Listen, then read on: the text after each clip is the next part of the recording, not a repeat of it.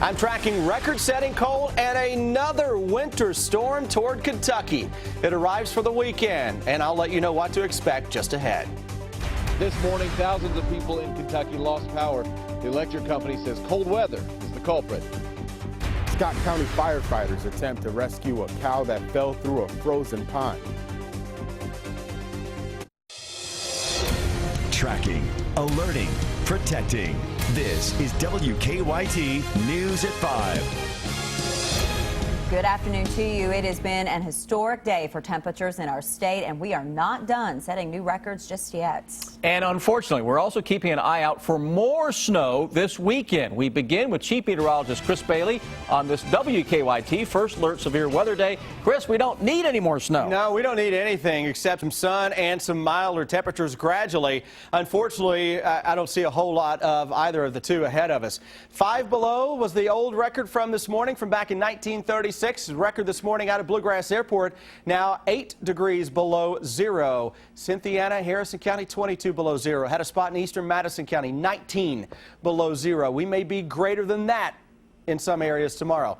What about tomorrow morning's low? That's 0 at midnight, and we're likely to be way beyond that already at midnight. And there's a chance that before we get to midnight that we even break that 8-degree record low from this morning. Remember, it's just in the calendar day. It doesn't have to be in the morning. So if we can get below 8 below by the time midnight rolls around, you catch my drift on that, we will break that record again. Tomorrow morning, close to 20 below in a lot of cases. That's the all-time coldest we've ever been in February, the all-time record, by the way, for any month, any day. 21 below zero, 1963. 6 degrees in Lexington, single digits showing up with a little bit of clear skies out there. As soon as the sun sets, your thermometer will absolutely drop. Wind chill -9. That is the warmest it has been pretty much all day into the Lexington area. Wind chill advisory is out for the entire region for tonight, with those wind chills dropping into the 20 to 30 below zero range yet again.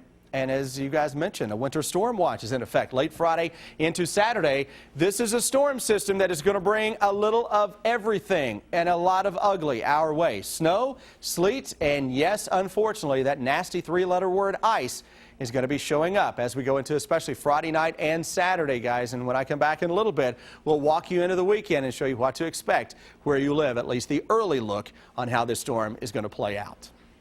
Chris, thank you. We are tracking a breaking news alert this afternoon in Lexington. Bluegrass Airport is back open after a plane made a hard landing. The airport closed for about an hour and a half, causing several delays. WKYT's Garrett Weimer is live there with the breaking details. Garrett?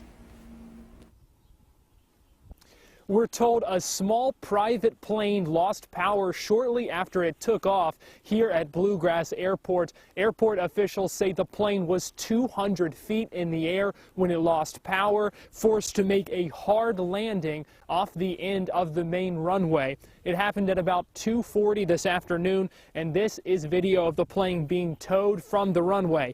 Airport officials say 3 people were on board the plane at the time, and thankfully no one was hurt. The FAA tells us the plane was supposed to travel to Pontiac, Michigan. The runway here was closed for about an hour and a half as crews worked to remove the plane. Since then, the runway has been cleared and is now open after they towed the plane here to TAC Air. Live in Lexington, Garrett Weimer, WKYT.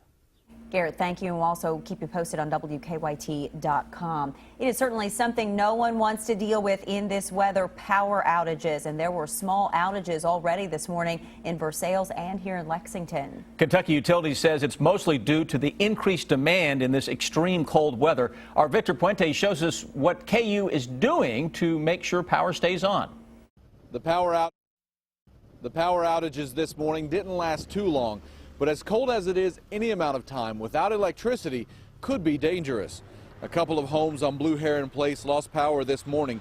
One woman we spoke to said it was a good thing her cell phone was charged, or she wouldn't have got up in time. And I went out and it was off, and I was like, oh, well, maybe it's just the furnace that's not working, and then everything was off. Her power was restored within a few hours. Kentucky Utilities says they had a couple of issues this morning as people began to wake up. We know that we're probably going to have some outages just because of consumption. But they were ready and have since restored all power to those homes. Shifted the load to other sources and balanced things out so that we could reset the fuse. Feltham says mornings are prime time for outages in the winter, with everyone attempting to draw power at the same time. But he says 2 appliances are the biggest energy hogs. The dryer or the oven. Both of those draw a lot of electricity, and if you can get by in the morning without using either one of those, that'll help too.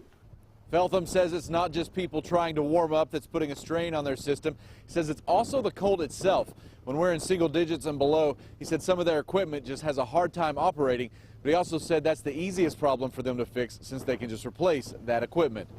In Lexington, Victor Puente, WKYT. KU says schools being out has helped reduce the amount of electricity being used.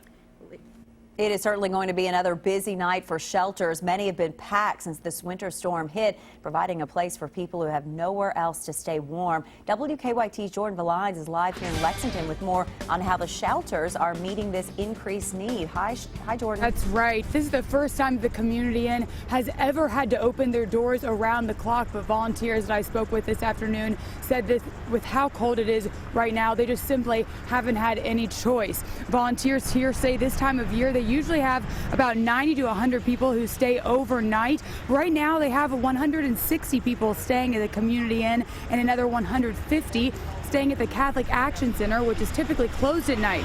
In order to keep up with the demand, the Corps volunteers are having to work double shifts at both locations.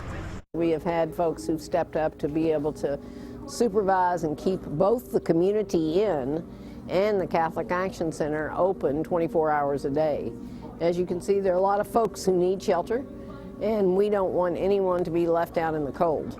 Now, the director was hoping that the Community Inn could return to normal hours on Sunday, but if that's not possible, they say that they will keep their doors open for 24 hours a day. Live in Lexington, Jordan Valines, WKYT. Jordan, thank you. The Community Inn and Catholic Action Center are still in need of donations, which can be dropped off anytime at either of the locations. First responders had to make a frigid rescue this morning. Seems a cow broke through an iced-over pond in Scott County. WKYT's Sam Smith shows us what it took to get that cow out of the water. This was a rare call for the Scott County Fire Department. A cow broke through an iced-over pond and was trapped in the water. And it was up to the cow's neck, so it was basically treading water out there, standing on a piece of the ice that broke through, I believe, because it's pretty about 4 or 5 foot deep halfway in, so there's no telling how deep it was all the way out there. Battalion Chief Craig Wink says the cow was about 50 feet from land. Firefighters used a chainsaw to cut a path in the ice so the cow could be guided to safety.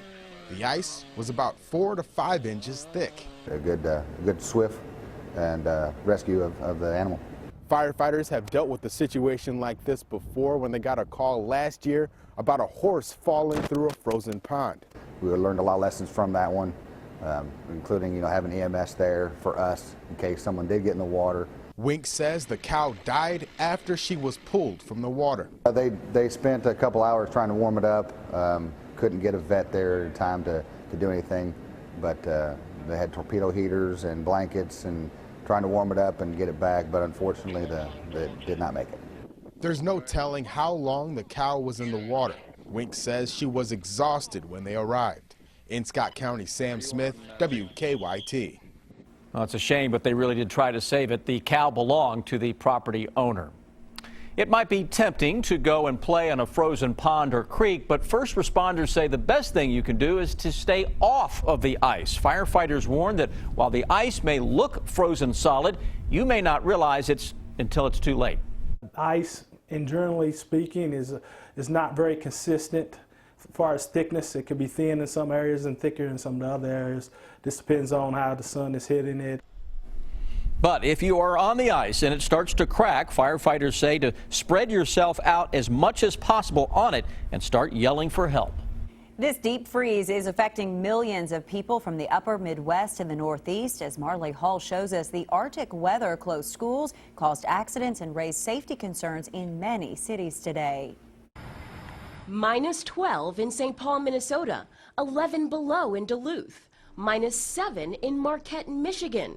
Those were just a few of the bone-numbing temperatures that gripped the upper Midwest Thursday morning. Chicago set a new record low for this date when the thermometer hit 8 below zero. It was a tough day to park cars for a living. We gotta deal with it, you know, spring's coming. The Arctic blast shut down Chicago schools for the 4th time this winter, but in nearby Oak Park, classes were in session. 4th grader Gabe Walter made sure he was ready for the cold. I put on my ski goggles and my scarf just so no wind could get to my face. The Northeast is also in a deep freeze, almost literally. Ice is building by the day on the falls in Paterson, New Jersey, and this 50-foot fountain near Rochester, New York is practically frozen solid. It's been an exceptional year and really a testimony as to how cold this winter has really been. It may not be as cold in the south, but temperatures are well below normal. Kentucky, North Carolina, Tennessee, and Virginia hit record lows. Many ice-covered roads are treacherous. In Jacksonville, Florida, the beach was deserted while people wait for the warm weather to return. Marley Hall, CBS News. The low temperatures cause freezing and refreezing of snow and ice on roadways. Remember, we can help you track the Arctic cold snap anytime. Just visit WKYT.com for the latest forecast, closings, and weather headlines. A top medical center is dealing with a superbug outbreak. We'll tell you how many people were possibly exposed. There's a new device helping deaf children hear. We'll show you how it works in Better Living. For one man, the cold and snow is a chance to help other people. How he's serving his community on WKYT News at 5:30. All about the Arctic cold tonight, but by tomorrow night at this time, we're tracking a developing winter storm. Yes, another winter storm, and I'll break it down in terms of what to expect in just a moment.